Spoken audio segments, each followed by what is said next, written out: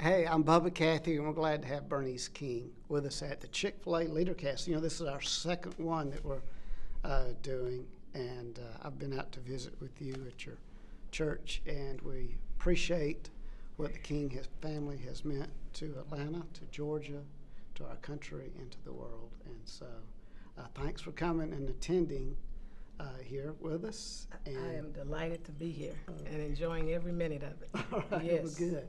Well, thank you. And Dan's real big about us at Chick-fil-A and our family now trying to really steward our influence and what that is. And I know that's what y'all are about as well, knowing that true truth comes from above. And, Yes. and Jesus said he's the way, the life, and the truth. Yes, he is. And I appreciate you and you proclaiming that to not only us here to Atlanta, but really to the world. Now, you like Chick-fil-A, don't you, Bernice? I love Chick-fil-A. Do you? Okay. I do. But you know, I'm going to tell you why I love it outside of just the quality of food. It's the quality of service. I mean, it's unmatched. And as a matter of fact, I talk about you all quite a bit when I do some of my speaking engagements, because there is a dire need for that in today's world. We've kind of lowered our standards, and people aren't important anymore. My father used to say, and God, he's been gone 43 years now. He used to say, we are rapidly becoming a thing-oriented society rather than a people-oriented society. And here we are 43, 4, 5 years later, and I'm looking at how people have become devalued and stuff and things have become, you know, elevated and more important. And so thank you all for continuing to keep people in the center and doing what Christ would do. He that would be greatest among you shall be the servant of you all.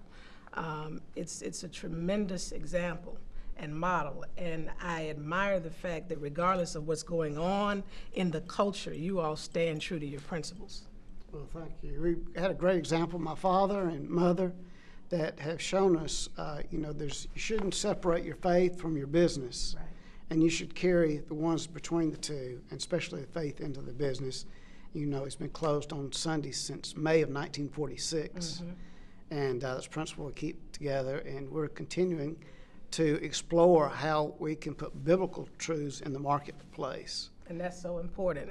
You all, it's just an incredible example, and God has really favored Chick-fil-A.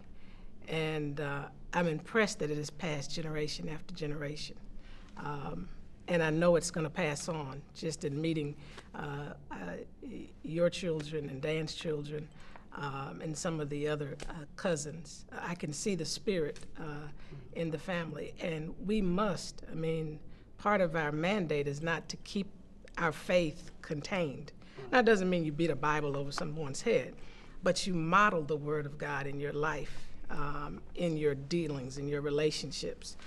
And we have to find a way to do that, I call it infiltrate the culture, so that Christ is lifted up, and the Christ spirit, more importantly, is lifted up in culture. So thank you all for being a leader in that regard.